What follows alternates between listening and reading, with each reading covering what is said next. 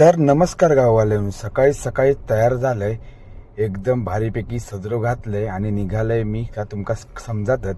आणि आईन आणि बायकोन हे 5 प्रकारची 5 फळा कापून ठेवल्यान आणि नारळ आणि सगळा ओटी बिट्टी गजरो बिजरो रेडी करून ठेवल्यान. आणि हे जेवणाची सुद्धा तयारी सुरू होती. तर बायकोन आणि आईन पुरये सुद्धा तळून घेतल्यान आणि बायकोचं जरा 4-5 फोटो काढले. तर आज होतो लग्नानंतरचा पहिलोच महत्त्वाचा सण म्हणजे ओवसो. ओवसो असल्या कारणान बायकोचं पहिलोच ओवसो असल्या कारणान आईनसुद्धा बायकोची ओटी भरल्यान. आणि त्यानंतर ओवसो असल्या कारणान देवी आमच्या दत्तू राऊळ आणि सज्जन राऊळ यांच्या घराकडे येतात. तर आम्ही त्यासाठी ओवसासाठी आमका जावचा लागता सज्जन राऊळ यांच्या घराकडे. घरामध्ये एंट्री केल्यावर एकदम अप्रतिम असा देवीचा रूप बघून एकदम मन प्रसन्नच झाला.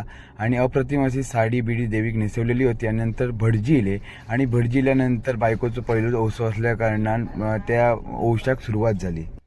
आणि देवीचं दर्शन घेऊन झाल्यानंतर देवीच्या समोर चटई घातल्याने आणि त्या चटईवर 5 प्रकारची फळं आणि 5 प्रकारची पानं ठेवून ओवशाक सुरुवात झाली.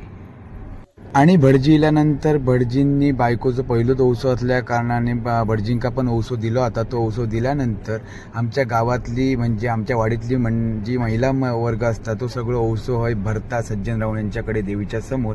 आणि त्यांनी सुद्धा आपलं ओवसो भरूक सुरुवात केल्याने आणि नवीन ओवसो असल्या कारणान आमच्याकडे भटजी हे नवीन जोडपे असतात त्यांच्यात भटजी असतंच. आणि त्यानंतर आपलं देवीचं आम्ही दर्शन आणि त्यानंतर सगळ्यांनी महिलांनी आपले जे पानं आणलेली आणि फळं आणलेली ती सुद्धा देवीच्या समोर चटईवर फळा आणि 5 प्रकारची पानं ठेवून आपले ओवशी तयार केल्याने म्हणजे पानं तयार केल्याने आणि त्यानंतर पुढच्या कार्यक्रमास सुरुवात झाली. आणि देवीसमोर ओवशाची पानं रेडी करून झाल्यानंतर सगळी महिला वर्ग जो सुपले असते त्याच्यावर जो रंगीत रुमाल असतात तो घालून झापले जातात. आणि त्यानंतर देवीच्या समोर ठेवलेल्या ओवशांवर अशा प्रकारे 3 साडी घातले जातात. ते कशासाठी घालतात ते माका पण माहीत नाही. आणि तुम्ही अवश्य कमेंट बॉक्समध्ये कमेंट करून सांगा आता कशासाठी घालतात. तर आणि पहिलो ओवसो असल्या कारणान बायकोन सुद्धा देवीची पूजा केल्यान आणि ओवसो आणलेलो तो पहिलो देवीच्या चरणावर अर्पण केल्यान. आणि त्यानंतर ओवशाचो कार्यक्रम संपन्न झालो. आणि ओवशाचो कार्यक्रम संपन्न झाल्यानंतर थंयच असलेला तुळशी वृंदावनाच्या थंय ओवसो ठेवलो जाता तो सुद्धा ओवसो ठेवलो.